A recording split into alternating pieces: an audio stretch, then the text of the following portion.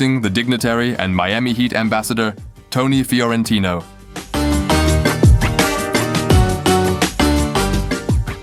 You have a favorite Motown song? That was a great story. It's funny. We were in Detroit playing the Pistons, and they were playing a song. I heard it through the grapevine, and I said, I believe this was the story. I might be misconstruing it. And I said to Eric Reed, they were playing the Motown sound song, and I said, Eric, that's the second best song of all time. And he says, what's number one? I said, I heard it through the grapevine by Marvin Gaye. Come on, everybody knows that. Meanwhile, I've changed my mind. My favorite song of all time is My Girl by The Temptations, with David Ruffin as the lead singer. That's so sweet. My Girl's a great song. I love that song. That's so sweet. You know, if you're down a little bit, just play that song. You play the way you do the things you do. That's a great song too. Okay. My Girl. So can I be your girl? My Girl. Right now you are. Okay. There you go. And one of my favorite sayings, basketball-wise, is practice doesn't make perfect. That's a misnomer. Practice makes permanent. That's it. Practice makes permanent. If you practice dribbling with your head down, you're going to do that in a game. That's not perfect. If you practice with your head up and your body down, the dribble's not very high, and you do that all the time, it becomes a habit, second nature. So practice doesn't make perfect. Practice makes permanent. I've also been very fortunate. I've had some very good people growing up. My mom and dad were great.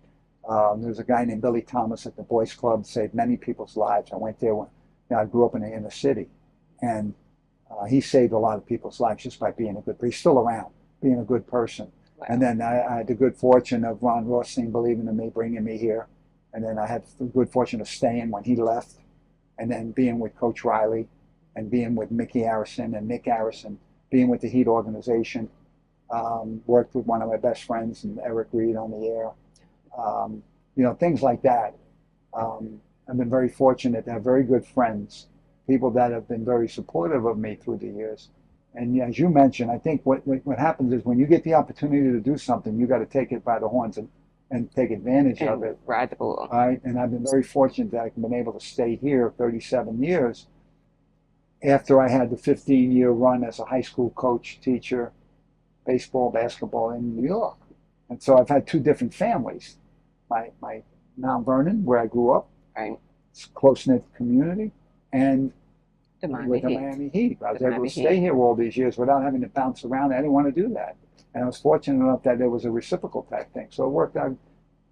I have a lot of gratitude today.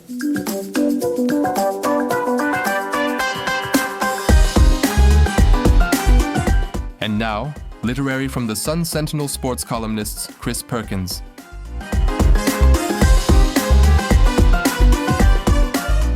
Definitely appreciate you coming on with me. Oh, thanks for having me. On my new adventure, so come along with me on the fantastic Voyage. That's it. I'm a little late side. Okay. See, I know there's something. I try to be fair to people, journalistically and personally, because again, it's just so easy to be negative and to tear down. And even when I'm talking about the Dolphins, I try not to. I try to be real. I try to be honest. I'm not going to blow smoke and tell you the Dolphins are going to go 12-5 and they're going to get to the Super Bowl. Right. I try to be realistic, but in a respectful way. Right. I don't want to belittle Tua or belittle Mike McDaniel or Tyreek, I'm just trying to tell the truth. So I hope that that's the thing that comes through in my writing, is that I'm fair and I'm honest and I'm truthful without belittling or humiliating or embarrassing. Hello again, South Florida. This is Jenny Jones, and welcome to episode number 2 with my favorite newspaper guy, Chris Perkins. We used to work together over at the Sun Sentinel, but he's doing big things, and I'm doing this. But that's okay. We're finna turn our lemons into lemonade. And you see the yellow that I got on? Lemons into lemonade. Welcome, Chris. Hey, thanks for having me. Look, we out here on the water. This is the life. I like hanging out with you. Okay. Yeah. So I'm your friend with the boat then. That's it. That's it. You gotta know the right people, right? I knew we needed to know each other when we were at the Sun Sentinel. Exactly. I didn't get to hardly ever see you though. I was over in in the high school sports department. And I was never in the office anyway. Yeah, you guys never did come in, No. but that's okay. He's my newspaper brother from another mother. Panthers, going back to that. Look, back to the Stanley Cup Finals, yes, you know, and so, and actually I should say Stanley Cup Final. I've been told it's not singular. It's singular, right? It's singular. Stanley Cup Final. So I want to appear that I know what I'm talking about. Why can we can't put our S on there? I don't know. That's just the way it is. You know, we don't make the rules. You know that. You know that. But I'll tell you this about the Panthers. I admire them so much because they made one of the best trades in South Florida sports history when they traded Huberdeau for Kachuk. And this was after they had lost to Tampa two years ago in the second round of the playoffs. They won the President's Trophy as the highest scoring team in the league, but they realized this style is not going to win in the playoffs. We need to be more physical. We need to be more aggressive. We need to be meaner. They brought in Matthew Kachuk. Knock some teeth out, physical. That's it. Yeah, that's it. They need it, and that's what they've become, and they've become a better team for that. They win the Stanley Cup 2 years ago. They could win it again this year, and that was because of that trade. I mean, Huberdeau was an excellent scorer, but he couldn't. His style was more of that pretty boy style, that finesse style. NHL is a grown man's league, and so you better get some grown men, and that's what they did. That was a risky trade. I mean, you were one of the top teams in the league, but you realized you needed to make that move. Bill Zito, their general manager, that's one of the best moves, one of the best trades in South Florida sports.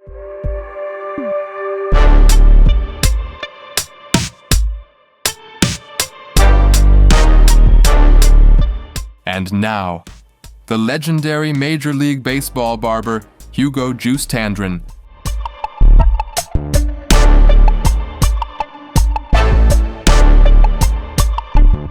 You're legendary in these parts. You're legendary. I don't know about all that, but maybe just at my house and at my shop. But oh, so the wife and the kids. Wife and the kids and the grandkids. And whenever they sitting in your chair, then you legendary. Yes, yes. All right, then. I get hit up about doing podcasts all over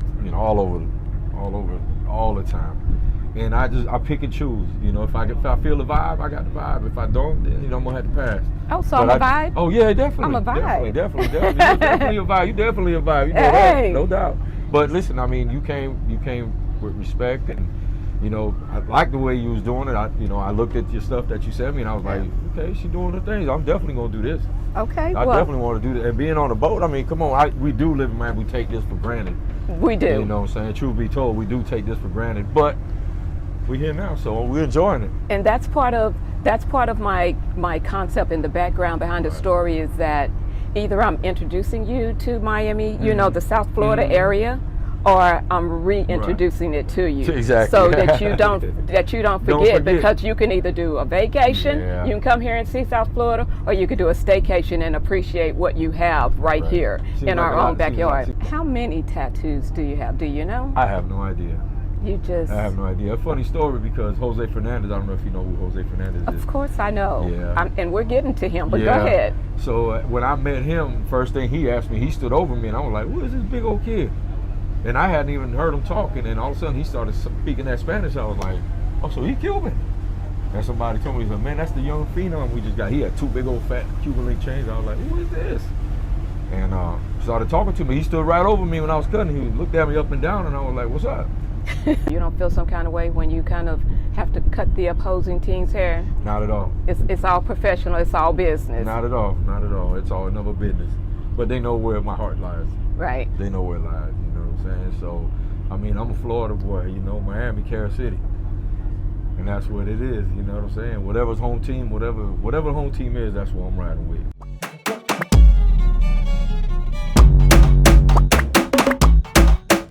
And now, the honorary bare knuckle boxing heavyweight world champion, Gustavo the Cuban Assassin Trujillo.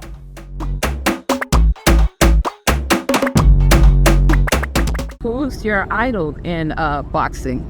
¿Quién es tu ídolo del boxeo? Oh, ahora mismo Canelo Álvarez, y de la vieja escuela siempre Muhammad Ali. Yeah, now is Canelo Alvarez, but from the old times and the legend Muhammad Ali. What's a good life quote for you? That ¿cuál es una enseñanza de vida para ti? De lo que he pasado en mi vida. De lo que has pasado en tu vida o una enseñanza de vida, una frase de enseñanza. No rendirse. Nunca te quites de lo que te puede ser que te está yendo mal ahora, pero mañana puede cambiar tu vida. El que se quita es el que pierde. A mí me ha pasado de todo. He trabajado en la construcción, he trabajado en seguridad personal, he trabajado en todo tipo de cosas, y al final lo que pasó fue que no me quité, no desistí, y siempre terminas logrando lo que tú quieres a futuro, ¿no? Quiere decir que si hoy te pasa cualquier cosa y ya no voy a hacerlo, ya me perdí, no quiero lograrlo, hay siempre alguien atrás que está tratando de hacer lo mismo que tú, y tú le diste esa oportunidad. Pan, y viene y te come el pastel. Yeah, he said that he thinks is don't be a quitter. So just keep going. Whatever you want in life, you can achieve it. And he came from construction work, from security work, and now he's the champion of the world. And don't quit. Do what you like to do. Go and take advantage of every opportunity, and don't leave. Don't quit, because there's people behind you that they want to do the same, and they will grab the opportunity that you left, and they will do it themselves. Yeah. So you have to be the first. What do you do for fun? What do you do to relax? Bueno, ya veo que no tienes vacaciones, pero más bien son vacaciones estáticas acá en Miami. So, ¿qué es lo que tú haces para relajarte? ¿Qué es lo que haces para fuera de lo que es el gimnasio? YouTube, veo Netflix, hago actividades con mi hija en la playa y con mi familia. Mira, hoy estamos de vacaciones, today. Vamos por el río Miami, es unas pequeñas vacaciones. Entrené por la mañana y vacaciono por la tarde, pero mañana me incorporo por la mañana en el gimnasio. Hay maneras de divertirse que no solamente es como coger un avión e ir 2 meses a Hawái, No. Un atleta profesional no puede darse ese lujo. Yeah. Yeah, well. Before you answer, I think I heard a show shout out in there, right? So basically, basically what he says is what he likes to do is watch Netflix and YouTube, and he likes to go places with his little daughter and take her out for dinner and different places in Miami. But listen, today is a vacation for him because he's in a boat, he's with you, and he's here like relaxing. And this is like a little vacation. He trained in the morning. So yeah, he trained in the morning. Now he's relaxing and having a little vacation. And then tomorrow he's going back to training.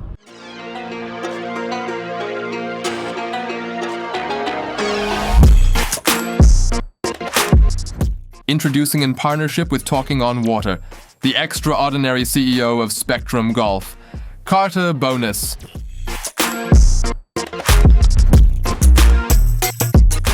Who's your favorite golfer? His name is... His name is Ian, and he's like my second big brother. Okay.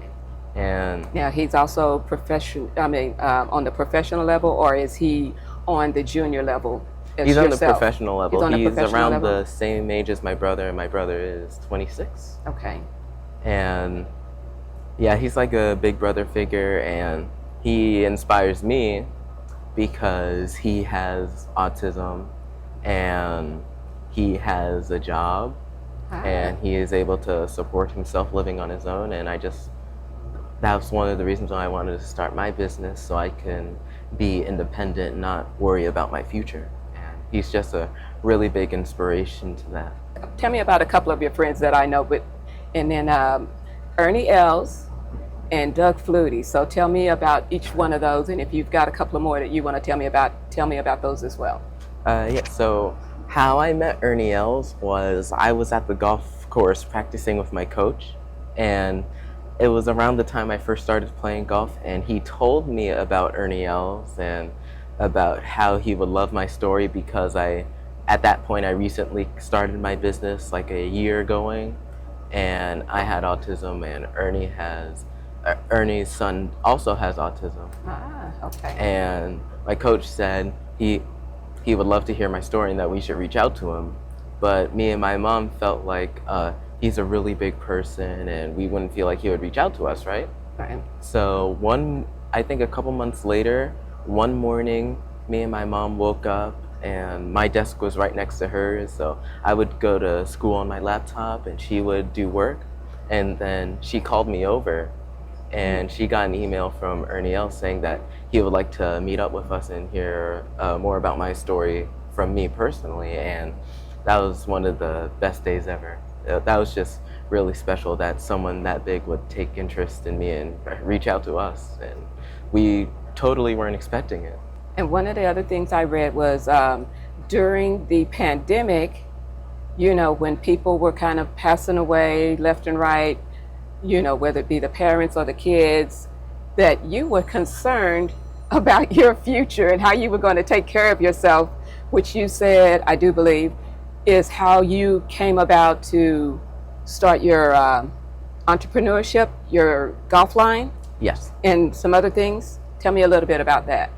So during the pandemic, I was worried something would happen to my mom or dad and I would not be able to support myself or live on my own. So I went to my mom and I asked if I could start my own business and she said no. She said no a lot and I had to ask for around 6 months. Wow. And at the time, my mom's friend Mark, and he's also my friend too, he said we lived on a golf course, which I didn't know, and that I should try playing golf sometime. So we went out and I played golf for the first time and I just loved it. And I decided like a month or two after that, I wanted to start a golf business where I can sell comfortable golf clubs. Okay. So what's next for Carter Bonus? What's next for you? So what my new biggest thing will be the golf simulator we have at FMU University. And my goal with that is to introduce college kids to golf and new opportunities for scholarships. Ah, okay. And so you want to give opportunities to other people too? Yeah, because opportunities are just one of the most important things that in life. And I was given a lot of opportunities by the people who I love and care about and my support group, and I just want to give opportunities back to people too.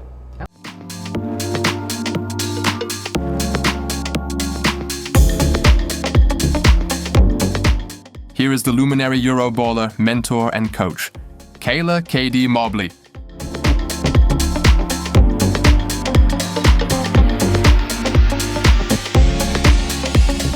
The WNBA is exploding now, and what better time to have somebody who's played Euroball? Just tell us a little bit about playing overseas and you know some of the different countries that you've been blessed to play in, and how does that work? Tell us how it works. Man, the overseas experience was amazing. I got to do what I love, get paid for it, and travel the world. So I did that for about almost 8 years, from 2014 into 2022. I went to Morocco, England, Estonia, Greece, Ukraine. I was in Romania 3 times, Mexico 3 times. I won the league championship over there a couple of times, MVP a few times over there, EuroLeague Player of the Week in some of the countries I was over in Europe. Just the experience was completely different from being over in the States. A lot more physical. Oh, really? Yeah, especially in Mexico. Like, I understood over there, like, you really gotta, like, you know, go over there with some toughness behind you, especially like being an import and as an American. A lot of times they expect you to be the better player, so most times refs, they don't give you some of the calls that they would give the locals, or you know, some of the players that are from there. And because they hype up America and how us as athletes coming from over here to be the better athletes and stuff like that. So most calls that usually, you know, are a foul, they won't get it. So I had to learn how to push through and fight through it, and you know, draw the contact while also, you know, focus on what I was doing, like finishing my shot, finishing the basket, whatever it may be. But the whole experience was amazing. I got to travel throughout different countries over there and see a lot of the world while I was playing, and then, you know, just to be able to almost like being on my own time. The only thing that I would have to really get up and do is like go for practice or games, and then everything else was, you know, my time. And I would take time to, you know, do my own workouts and hit the weight room, get my own individual workout in the gym and stuff like that. And then other than that, you know, when I handle business, then I can go play and have some fun, you know, maybe hang out with my friends and stuff. What about the language barrier? How did you maneuver that? How do you guys maneuver that? Because I know a lot of the NBA players go and they play over in these different countries, but you did it for 8 years, so straight. So how do you navigate the language barrier? So luckily, each country that I went to, there were some girls on the team that spoke English. If the coach didn't speak English, then most of the times there was players on the team that spoke English. So navigating within the basketball world wasn't that hard. And then most of the times, like, you'll see, like, even if they're making certain calls, but it's in the other language, like, you can kind of put like 2 and 2 together, like, okay, or hear he's calling, yeah, something like that, or even the motion that they're doing, like, okay, I know what that means, or whatever.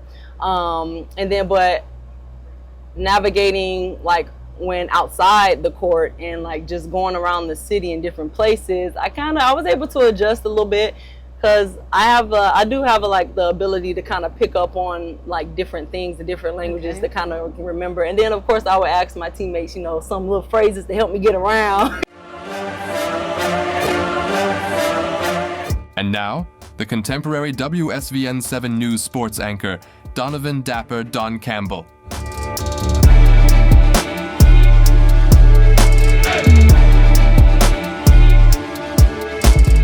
We are here on the beautiful waters of South Florida, and this is episode number 7. And who do I have with me?